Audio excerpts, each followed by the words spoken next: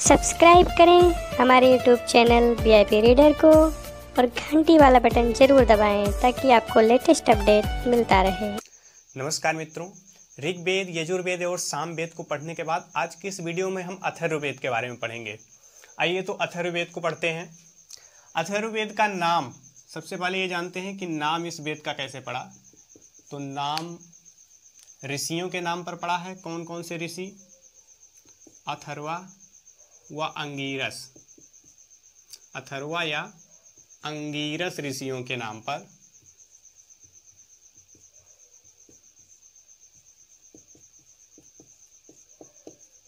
अथर्वा व अंगिरस ऋषियों के नाम पर इस वेद का नाम अथर्ववेद पड़ा।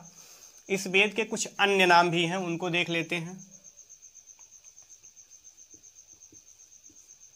इस वेद के कुछ अन्य नाम भी हैं। अन्य नाम में कौन कौन से नाम हैं? पहला है, ये सबसे नवीन है इसलिए इसको नवीन वेद भी कहा जाता है। दूसरा, इसको भौतिक वेद भी कहते हैं। भौतिक वेद क्यों कहते हैं? क्योंकि इसमें भौतिक विषयों का वर्णन है। तीसरा, लौकिक वेद भी कहा जाता है। लौकिक विषयों का वर्णन होने के कारण इसको लौकिक वेद भी कहा जाता है। और वेदों में ये अंतिम है इसलिए इसको अंतिम वेद भी कहा जाता है।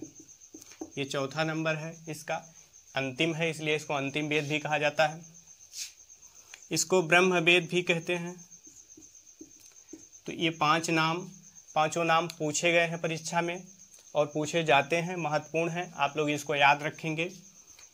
और इसके पुरोहित जो होते हैं, अथर्ववेद के पुरोहित को ब्रह्मा कहा जाता है। अब बात कर लेते हैं मंत्रों ऋचाओं पे। तो सबसे पहले बात करते हैं मंडल पे, फिर सूक्ति, फिर ऋचाएं या मंत्र।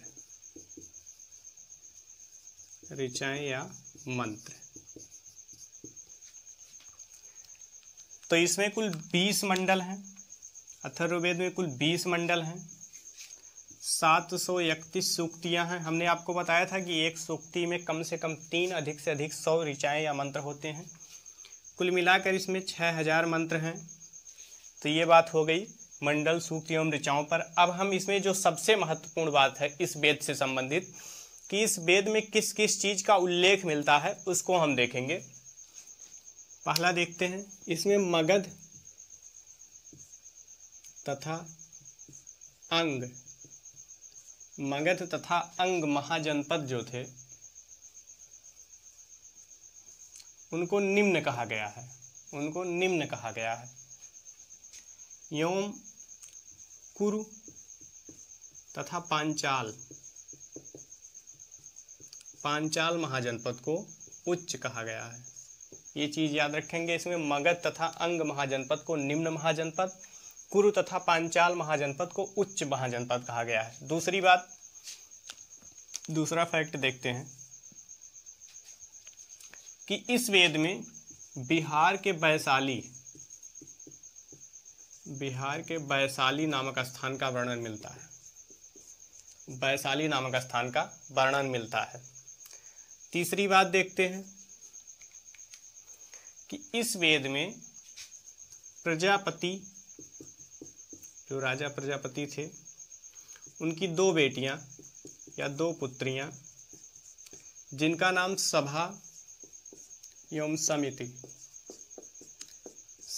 समिति का उल्लेख मिलता है। इस वेद में प्रजापति की 2 बेटियां सभा एवं समिति का उल्लेख मिलता है। चौथा पॉइंट देख लेते हैं। चौथा पॉइंट इसमें यह है कि इसमें एक व्यक्ति है राजा परीक्षित। राजा परीक्षित को आप लोग जानते ही होंगे। राजा परीक्षित को मृत्युलोक का देवता कहा गया है। राजा परीक्षित को मृत्युलोक का देवता कहा गया है इसी वेद में। तो ये 4 प्रमुख बातें, पहला एक बार हम फिर से रिकॉल करते हैं। पहला, मगध एवं अंग महाजनपद को निम्न तथा कुरु एवं पांचाल को उच्च महाजनपद कहा गया है। बिहार के वैशाली नामक स्थान का वर्णन है। प्रजापति के 2 पुत्री सभा एवं समिति का वर्णन है। राजा परीक्षित को मृत्युलोक का देवता कहा गया है। 5वां फैक्ट देख लेते हैं। 5वां फैक्ट इसमें यह है कि करीस अर्थात गोबर की खाद, गोबर की खाद, गोबर की खाद को मूल्यवान वस्तु बताया गया है। इस वेद में गोबर की खाद को मूल्यवान वस्तु बताया गया है। अब आगे हम इरेज करके देखते हैं कुछ और तथ्य इसके बारे में। आइए इरेज करके देख लेते हैं जो अन्य तथ्य बचे हुए हैं इसके बारे में, जिन चीज़ों का उल्लेख है। कुछ महत्वपूर्ण बातें हैं जो परीक्षा में बहुत बार पूछी गई हैं। छठा है महादेव शब्द। महादेव शब्द का प्रथम बार उल्लेख इसी वेद में है। सातवां राजत्व सिद्धांत, राजत्व सिद्धांत का उल्लेख इसमें मिलता है। नेक्स्ट इंपॉर्टेंट थिंग्स कि सिंचाई के लिए नहर का वर्णन इसी वेद में मिलता है। अब कुछ और फैक्ट देखते हैं। जादू, टोना, टोटका, वशीकरण, निराकरण, सम्मोहन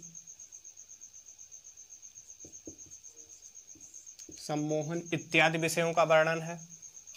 10वां फैक्ट देते हैं। चिकित्सा तथा औषधि, चिकित्सा तथा औषधि इत्यादि का वर्णन इस वेद में मिलता है। एक बार हम सभी चीज़ों को फिर से रिकॉल करते हैं कि जितने चीज़ों का उल्लेख मिलता है। मगध एवं अंग महाजनपद को निम्न महाजनपद, कुरु एवं पांचाल को उच्च महाजनपद कहा गया है। बिहार के वैशाली नामक स्थान का उल्लेख है। प्रजापति की 2 पुत्रियां सभा एवं समिति का उल्लेख है। परीक्षित को मृत्युलोक का देवता कहा गया है। करीस यानी गोबर की खाद को मूल्यवान वस्तु कहा गया है। महादेव शब्द का प्रथम बार उल्लेख है। राजत्व सिद्धांत का उल्लेख है। सिंचाई के लिए नहर का उल्लेख मिलता है। जादू, टोना, टोटका, वशीकरण, निराकरण, सम्मोहन इत्यादि का उल्लेख मिलता है। चिकित्सा एवं औषधि का उल्लेख मिलता है। ये इतनी चीज़ों का उल्लेख हमको अथर्ववेद में मिलता है। अब इसके बाद हम एक बहुत महत्वपूर्ण फैक्ट जानेंगे कि सभी वेदों के एक उपवेद भी हैं, उनके नाम को हम पढ़ लेते हैं। आइए इसको इरेज करके देख लेते हैं। चारों वेदों के उपवेद देखते हैं इरेज करके। चारों वेदों के उपवेद, पहले हम यहाँ वेद लिख देते हैं। वेद और उपवेद, वेद तथा उपवेद। नंबर 1, 2, 3, 4 चार वेद हैं। ऋग्वेद, यजुर्वेद, सामवेद और अथर्ववेद। ऋग्वेद, यजुर्वेद, सामवेद और अथर्ववेद। ऋग्वेद का उपवेद है आयुर्वेद। यजुर्वेद का उपवेद है धनुर्वेद। सामवेद का उपवेद है गंधर्ववेद और अथर्ववेद का उपवेद है शिल्पवेद।